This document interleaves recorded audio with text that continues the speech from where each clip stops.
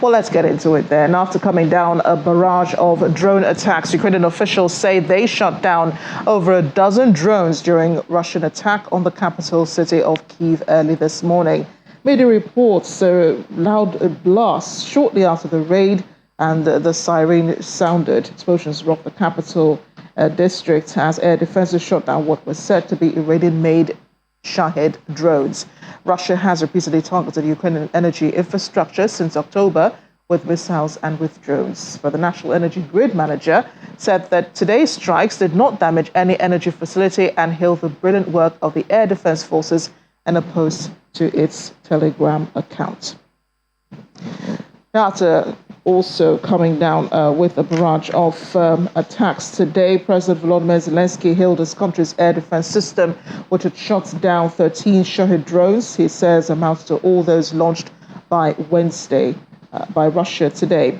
The president said, "Well done, I'm proud of you," praising the Ukrainian air defense in his brief video address.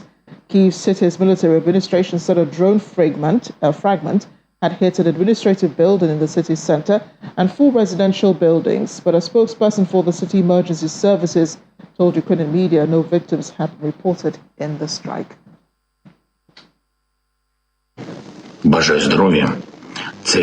Wishing everyone good health. The terrorists began this morning with launching 13 Shahed drones based on preliminary information. All 13 drones were shot down by Ukrainian air defense. Well done. I am proud of you. Dear citizens, we are grateful to the air defense and don't ignore the sirens.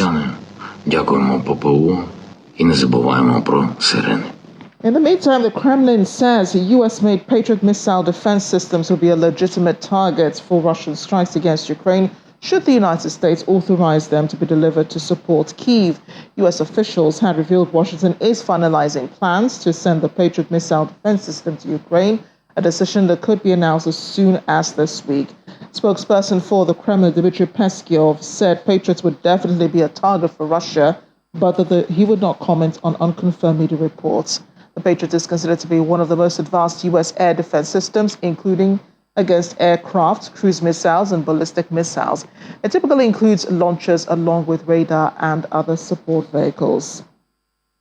A German Chancellor, Olaf Scholz, says the European Union is united in its support for Ukraine. He was speaking to the German parliament today. He said attempts to undermine the bloc's values by blocking foreign policy measures would fail. With an apparent reference to Hungary, he told legislators in Berlin, anyone who thinks he can undermine the values of the EU, to which every member state has committed itself by blocking its foreign and security policies, will fail. Budapest earlier this week dropped its objections to an EU loan to Kyiv after the partial unfreezing of financial support for Hungary. The EU had blocked the fund's over rule of law concerns. Mr. Scholz says support for Ukraine, including sanctions against Russia, will be maintained and intensified for as long as President Vladimir Putin keeps up the war against Ukraine. A Christmas message from Pope Francis this festive season: spend less on Christmas. The Catholic head was urging people to spend less on Christmas celebrations and gifts this year and send the difference to Ukrainians to help them get through the hunger and cold of winter. A Pope who's been making appeals for Ukraine at nearly every public event since Russia invaded its neighbor in February made the unscripted plea at the end of his weekly general audience. He spoke as millions of civilians endured the biggest conflict that Europe has seen since the Second World War. We've had to contend with cuts to power, to heat, and even water caused by the Russian attacks on infrastructure, with Ukrainians dealing with sub-zero temperatures this winter. Let us renew our closeness to the martyred Ukrainian people, preserving in prayer for these brothers and sisters of ours who are suffering so much. Brothers and sisters, I tell you, there is so much suffering in Ukraine. So much, so much. I would like to draw your attention a bit to this coming Christmas and the celebrations. It is beautiful to celebrate Christmas, but let us lower the level of Christmas spending. Let's have a more humble Christmas with more humble gifts and send what we save to the Ukrainian people who need it. They are suffering so much. They are going hungry. They feel the cold, and many are dying because there are not enough doctors and nurses available. Let's not forget Christmas. Yes, in peace with the Lord. Yes, but with Ukrainians in our hearts. Let's make this concrete gesture for them. Ma con gli ucraini nel cuore. E facciamo quel gesto concreto per loro.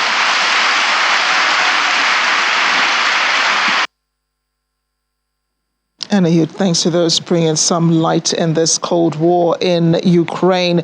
Russian pensioner Vladimir Ochenikov has gained a following for his street murals in the town of Borovsk, which is 70 miles southwest of Moscow. Many of his new works, since the war started, have focused mainly on the war in Ukraine.